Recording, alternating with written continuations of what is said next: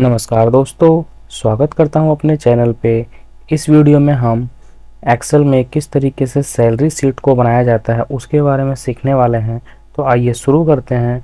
आप देख सकते हैं यहाँ पे मैंने एक फॉर्मेट बना रखा है जिसमें employee name, designation, basic salary, attendance, salary, HRA, DA, TA, MA, overtime, ये सारे कॉलम मैंने बना रखे हैं। इसको बनाना बहुत ही आसान है। बस आप सेल को क्लिक करेंगे, इसमें जो भी आपको टाइप करना होगा मैटर टाइप कर देंगे। फिर सभी को आपको सेलेक्ट करना है। सेलेक्ट करने के बाद यहाँ पे ऑल बॉर्डर पे जाना है और यहाँ पे ऑल बॉर्डर पे क्लिक कर देना है। तो ये पूरा जो है ये बॉक्स में हो जाएगा। अब आइए शुरू करते हैं। यहाँ पे सबसे पहले आपको एम्प्लॉय आईडी लिखना है। जैसे मैंने यहाँ पे लिख दिया 101।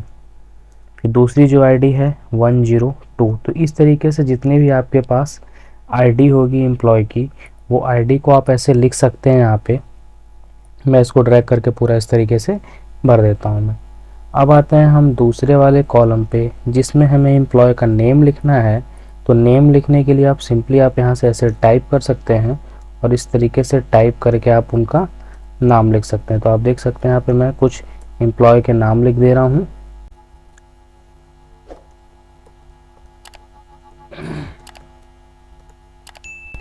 एम्प्लॉय के नाम लिखने के बाद अब उनका डेजिग्नेशन लिखना है। तो डेजिग्नेशन के लिए मैंने यहाँ पे लिख दिया जीएम।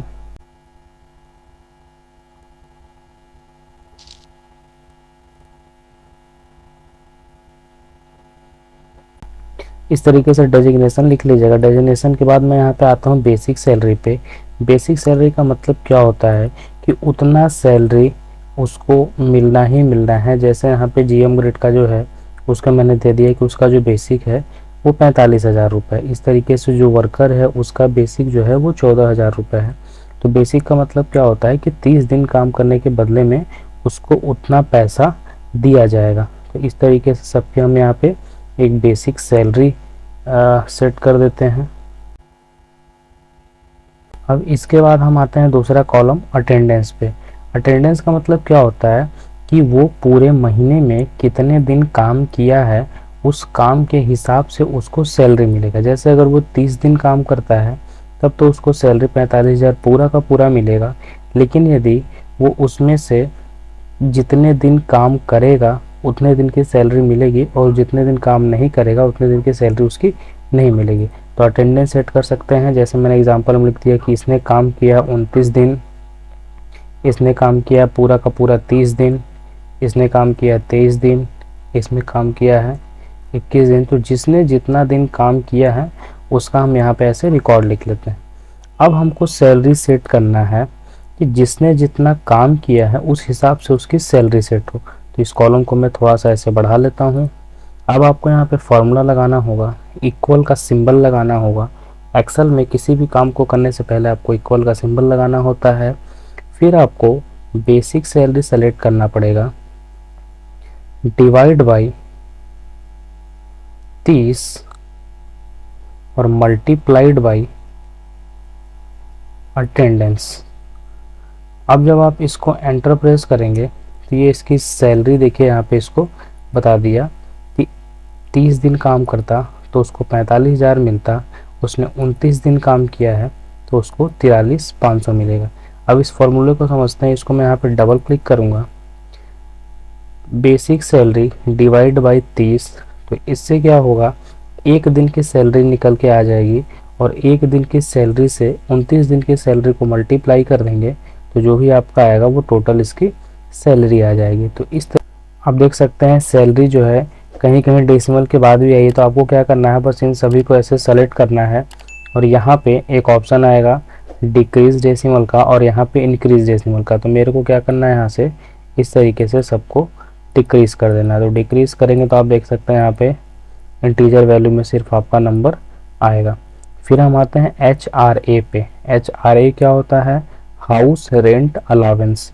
यदि आपको कंपनी रहने के लिए अपना घर देगी तो आपको HRA नहीं मिलेगा। लेकिन यदि आप कहीं रेंट पे रहते हैं तो कंपनी आपको HRA देगी। तो यहाँ पे HRA का भी 2 कंडीशन होता है। यदि HRA कंपनी ने सबके लिए 1500 फिक्स रखा है तो जितने भी एम्प्लॉय होंगे सबको इस तरीके से 1500 ही मिलेगा। लेकिन यदि उसने परसेंटेज रखा है कि आपको 10% मिलेगा, तो आपको परसेंट निकालने के लिए क्या करना होगा, यहाँ पे इक्वल टू जो भी आपका बेसिक होगा, बेसिक का 10% आपको कंपनी देगी। तो बेसिक का आपको 10% निकालने के लिए यहाँ पे इस तरीके से आपको एक फॉर्मूला लगाना होगा ऐसे। तो आप यहाँ पे देख सकते हैं बेसिक का 10% आपको 4500 मिलेगा। फॉर्मूला क्या लगाना होगा, बेसिक को सेलेक्ट करेंगे, उसको मल्टीप्लाई करेंगे 10 से, 10 का मतलब 10% मिल रहा है, और उसको डिवाइड कर देंगे 100 से, तो आपका यहाँ पे परसेंटेज आ जाएगा। तो आप यहाँ पे लिख भी सकते हैं कि HRA जो है वो हमें 10% मिला है। तो इससे क्लियर रहेगा। अब मैं इसको क्या करूँगा, यहाँ से ऐसे डबल क्लिक करके या ड्रैग कर देंगे ऐसे, तो जितना भी आपका HRA होगा वो निकल जाएगा। ठीक इसी तरीके से आता है डियरनेस अलावेंस। डियरनेस अलावेंस का मतलब होता है महंगाई भत्ता। तो महंगाई भत्ता निकालने के लिए इक्वल टू जो भी हमारा बेसिक होगा उसको मल्टीप्लाई करेंगे। जैसे अगर 30% DA मिल रहा है तो उसको डिवाइड कर देंगे 100 से, तो आपका यहाँ पर DA निकल कर आ जाएगा। अब इस DA को आपको क्या करना है, सेलेक्ट करके ऐसे ड्रैग कर देना है। फिर आते हैं TA पे। TA का मतलब होता है ट्रैवलिंग अलावेंस।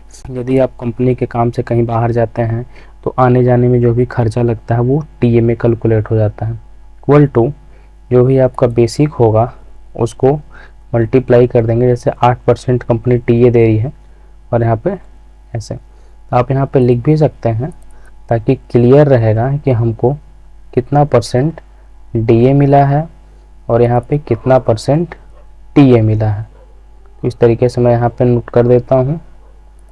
फिर आपको इसको सेलेक्ट करके ऐसे ड्रैग कर देना है। MA का मतलब होता है मेडिकल अलावेंस। जब आप बड़ी कंपनी में काम करेंगे तो आपको वो दवाई कराने के लिए भी पैसा देती है। जैसे आपने कहीं मेडिकल ट्रीटमेंट कराया तो उसका बिल का भी वो भुगतान करेगी, तो आप उसके लिए भी आप परसेंटेज तय कर सकते हैं। तो इक्वल टू जो भी आपका बेसिक होगा उसको मल्टीप्लाई कर देंगे और उसको डिवाइड कर देंगे। तो इस तरीके से आपका मेडिकल अलाउंस का बिल भी आ जाएगा ऐसे। अब हम आते हैं ओवर टाइम की सैलरी कैलकुलेट करने के लिए। तो ओवर टाइम की सैलरी कैलकुलेट करने के लिए जो फार्मूला आपको लगाना है, सबसे पहले इक्वल का सिंबल लगाएंगे। फिर जो भी आपका बेसिक सैलरी होगा उसको डिवाइड करेंगे 30 से, क्योंकि ये 30 दिन की सैलरी होती है और हमको एक दिन का सैलरी निकालना है। तो डिवाइड बाई 8, यहाँ पे मतलब एक दिन में हम 8 घंटे काम करते हैं तो 8 इसलिए लिखा गया है। फिर उसको मल्टीप्लाई करेंगे 34 से, तो यहाँ पे 34 घंटे का सैलरी आ जाएगा। उसको ऐसे एंटर दबा देंगे। तो आप देख सकते हैं यहाँ पे इसका जो ओवर टाइम 34 घंटे का उसकी सैलरी 6375 है। फिर से मैं डबल क्लिक कर रहा हूँ यहाँ पे। आप देख सकते हैं जो फॉर्मूला लगा है, बेसिक को डिवाइड करेंगे 30 से, फिर डिवाइड बाई 8 और मल्टीप्लाइड बाई जितना भी आपका ओवर टाइम का आवर होगा, फिर एंटर कर देंगे। फिर इस तरीके से इसको ऐसे ड्रैग कर देंगे। फिर हम आते हैं यहाँ पे, इसको